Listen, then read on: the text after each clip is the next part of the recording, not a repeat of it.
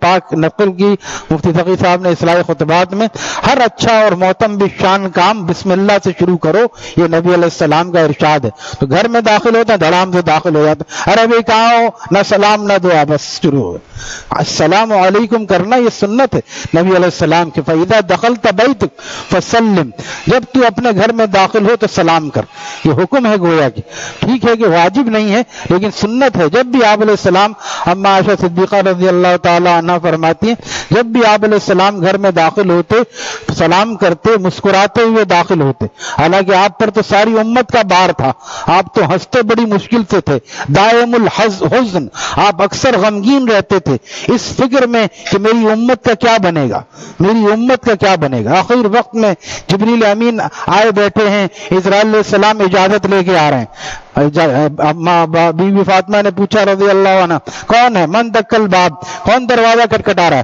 کہا میں اسرائیل ہوں۔ ارے اس وقت میں کیا دروازہ کھٹکھٹانے کا وقت ہے؟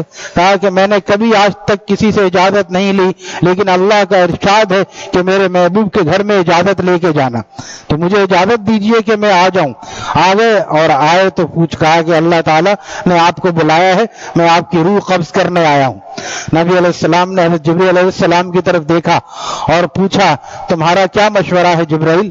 تو کہا کہ اللہ تعالیٰ آپ کی، جبریل علیہ السلام نے فرمایا اللہ تعالیٰ آپ کی ملاقات کا مشتاق ہے یا رسول اللہ صلی اللہ علیہ وسلم۔ آپ علیہ السلام نے کیا فرمایا کہ جبرائیل ایک دفعہ اللہ کے پاس جاؤ اور اللہ تعالیٰ سے پوچھو میرے بعد میری امت کا کیا بنے گا۔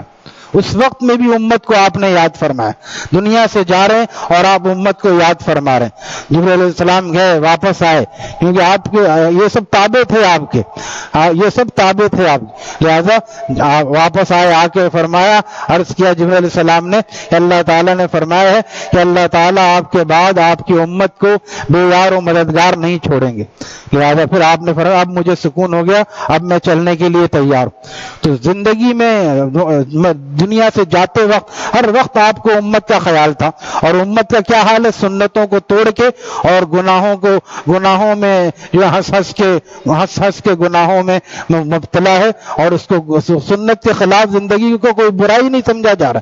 تو ہمیں تو چاہیے تھا کہ ہم آپ کی محبت میں کٹ مرتے، لیکن ہو کیا رہا ہے؟ اس کے برخلاف ہو رہا ہے۔ لہذا آپ کی محبت کا حق یہ ہے کہ آپ کے ایک ایک طریقے کو زندہ کیا جائے۔ میں بار بار عرض کرتا ہوں، پتہ نہیں کتنے لوگوں نے اہتمام شروع کیا، مسواک کی سنت کتنے نمازی کرتے ہیں، بہت مشکل کام ہے، بہت کیسے مشکل ہے بھائی؟ آج کل تو اسٹورز پہ مسواک ملتی ہے، کوئی مدنی مسجد جاتا ہے اس کو بتا دیں جمعرات کو 100 روپے دے دیں، بھائی میرے لیے 5 مسواک لے آنا، 20 روپے کی ایک مسواک، 4-5 منگا کے رکھ لیں، ایک کھو جاتی ہے، بعض دفعہ ایک گیلی ہو جاتی ہے، تیسری نکال کے پانی میں بھگو لیں رات کو۔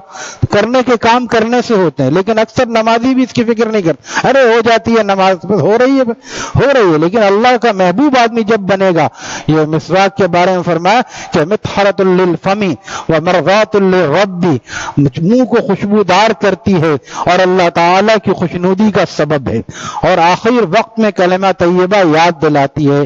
اللہ تعالیٰ ہمیں درود شریف کے اہتمام کے ساتھ سنتوں کا اہتمام بھی نصیب فرمائے۔ سبحان اللہ و بحمدہ، سبحان اللہ۔